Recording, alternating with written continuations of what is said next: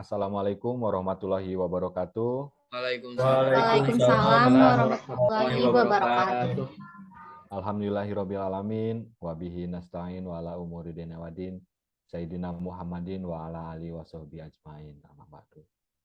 Pada pertemuan ini, kami peserta Latsar CPNS Kabupaten Sukabumi tahun 2022, gelombang 2, angkatan 4, kelompok 1B.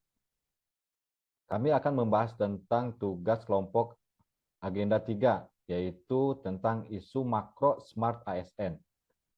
Ada 2 isu yang kami akan bahas, tapi sebelumnya sudah didiskusikan, yaitu pertama, berita hoax, dan 2, kejamnya korupsi. Namun kami akan menetapkan satu isu yang akan dibahas dalam kesempatan ini, yaitu korupsi. Korupsi biasanya kamu temui dalam berbagai macam perspektif, seperti yang telah disebutkan sebelumnya. Pengertian korupsi bisa terjadi dari segi kehidupan manapun, tidak hanya pada pemerintahan. Akibatnya korupsi juga berkembang dengan begitu banyak definisi. Adapun definisi dari korupsi itu seperti apa? Nanti ada rekan saya yang akan menyampaikan. Ibu Novia, silahkan.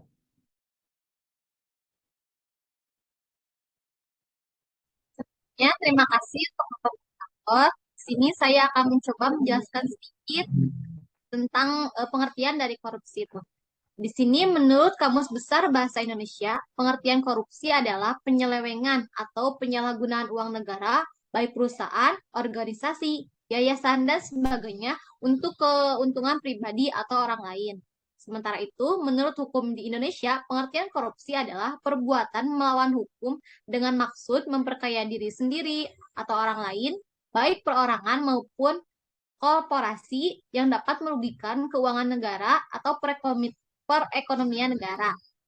Nah, dalam artian yang luas, jadi korupsi itu adalah penyalahgunaan jabatan resmi.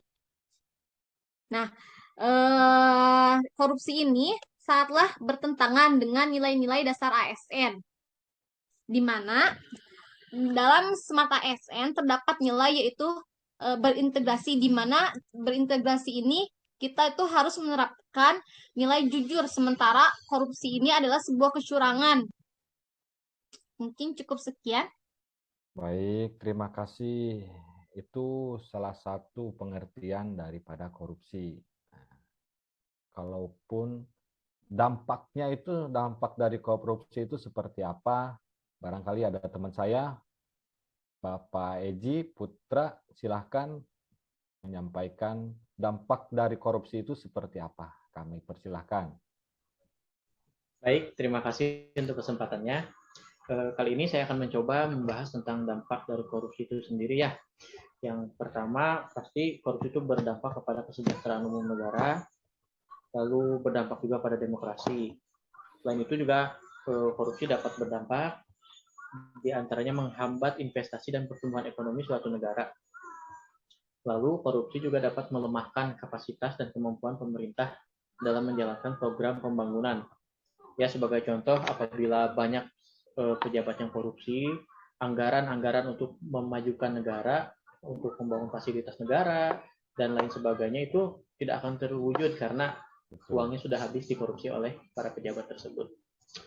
Selain itu juga korupsi berdampak pada penurunan kualitas moral dan akhlak. Kita juga sebagai Smart ASN ya, ada beberapa ciri, diantaranya itu integritas dan profesionalisme.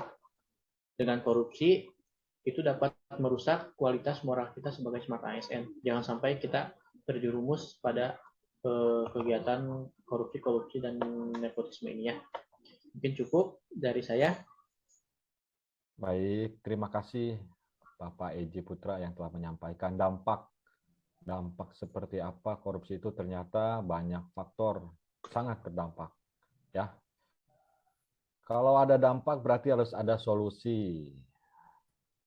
Nah, di sini mungkin ada tanggapan dari Pak Tri, solusi untuk korupsi sendiri itu seperti apa?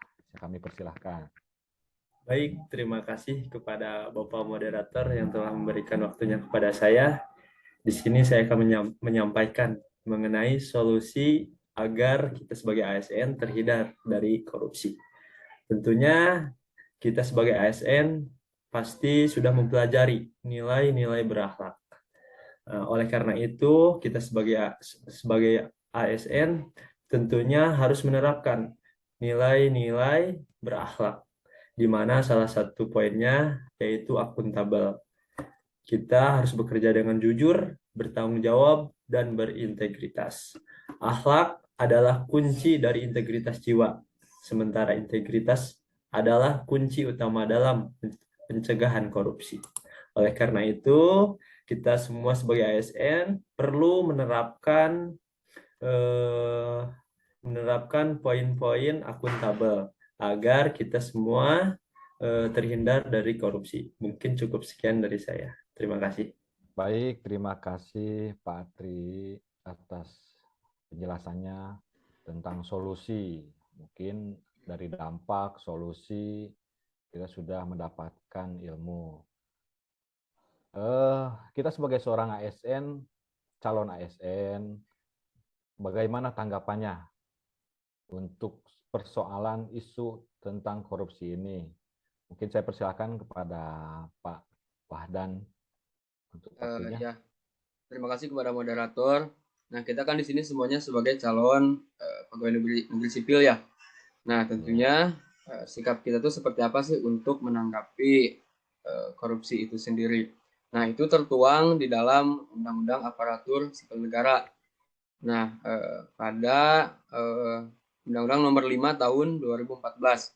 Undang-undang ini merupakan dasar dalam manajemen aparatur sipil negara yang bertujuan untuk membangun aparatur sipil negara yang memiliki integritas.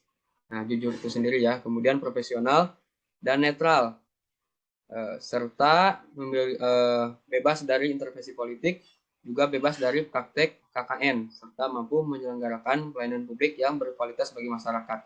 Nah, karena pembahasan kita tentang KKN, dan KKN tersebut itu termasuk di dalam aturan nomor 5 tahun 2014, tentunya kita sebagai ASN harus mematuhi aturan tersebut. Jadi jangan sampai kita semena-mena ya, hanya karena misalkan kita sebagai ASN nih, oh berarti ada kesempatan buat korupsi, tidak bisa seperti itu.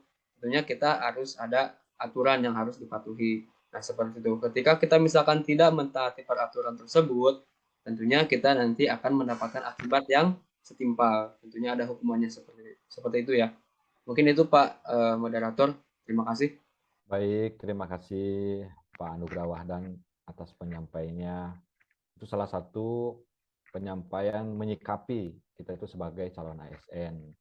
Baik teman-teman, terima kasih atas penjelasannya. Kita mengangkat diskusi ini, mengangkat tentang isu makro smart ASN, yaitu korupsi. Jadi buat rekan-rekan semuanya, buat teman-teman semuanya, kita harus menerapkan nilai-nilai yang sudah ada diterapkan. Mudah-mudahan apa yang kita diskusikan hari ini bermanfaat. Cukup sekian dari kelompok kami. Wabillahi taufiq wal hidayah. Wassalamualaikum warahmatullahi wabarakatuh. Waalaikumsalam. Waalaikumsalam Warahmatullahi wabarakatuh.